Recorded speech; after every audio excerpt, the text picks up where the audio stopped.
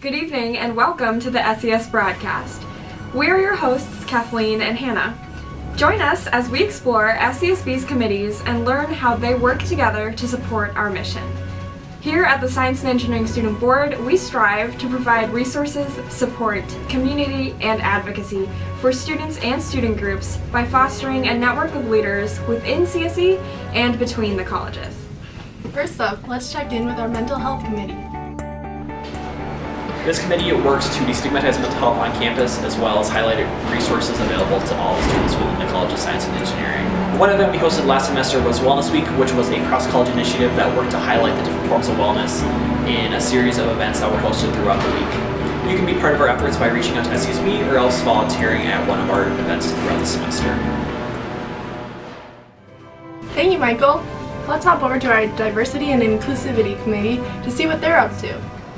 Students at the University of Minnesota not only come from all over the United States, but from countries all over the world. People are raised differently, they have different cultural contexts, and when they come together in one place at the University of Minnesota, we try to make sure that everyone knows that they belong to this campus as much as anyone else, that they feel included on this campus as anyone else. We try to make sure that resources have an equitable access to everyone on this campus. Our purpose really is to make sure that our differences don't end up creating disparities, but they bring us together into one cohesive community. And we try to do this in three major ways. First is by campaigns. So we have one called the This Is What STEM Looks Like campaign, in which we try to highlight minority voices in the college. Second is through policy change initiatives that in the past has been trying to create diversity committees within every CSE department and fighting against a binary gender policy that a White House draft order was trying to implement.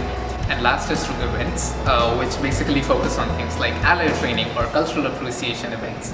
Thanks for the update, May. Now we know SESB is always hosting exciting events for science and engineering students, so let's see what our events director has to say about these opportunities to connect with the CSE community. The events committee's main goal is to plan and host events for the general student body population on the U of M campus. The two events that we focus on during the year are the Freezing for a Reason 5K, which we host in November, which is an annual 5K that raises money for a charity of our choice, and generally we get about 100 runners. And then in the spring, we do an event called Skate with a Date that is open to all students and it's a free skate night. The best way to get involved is to come to our general meetings, or volunteering at our events is always a good way too. Looks like the Events Committee has a lot planned for CSE students. Beyond all these wonderful initiatives, SESB also focuses on outreach through the STEM Outreach Coalition and student group relations through our bi-weekly general meetings. At these meetings, we share best practices and provide student group representatives with opportunities to network and learn from each other. We also host meetings where students can interface with college administrators and make sure their needs are heard by faculty such as the Dean of CSE and other staff members within the Collegiate Life Office.